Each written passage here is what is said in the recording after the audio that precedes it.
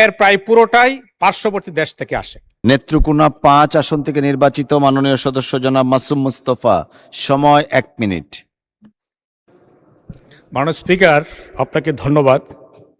মাদক নিয়ন্ত্রণ বিল ২০২৬ সংসদে উত্থাপনের জন্য মাননীয় স্বরাষ্ট্রমন্ত্রীকে ধন্যবাদ জানাই।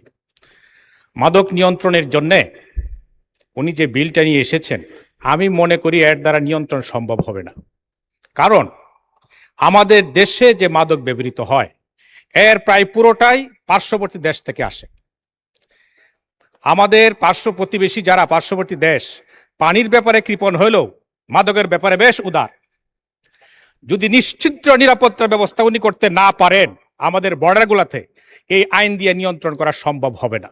এই জন্য আমি মাননীয় মন্ত্রীকে অনুরোধ করব, এই আইনটি আরও যাচাই বাছাইয়ের জন্য, জনমত যাচাইয়ের জন্য প্রেরণ করা হোক, যাতে করে আমাদের পার্শ্ববর্তী উৎসগুলো থেকে এই দেশে কোনো প্রকারের মাদক বহন করতে না পারে, ঢুকতে না পারে। এই ব্যবস্থা যদি নিতে পারেন, সহজেই মাদক নিয়ন্ত্রণ করা সম্ভব হবে। ধন্যবাদ মাননীয় স্পিকার। আপনাকেও ধন্যবাদ মাননীয় সদস্য।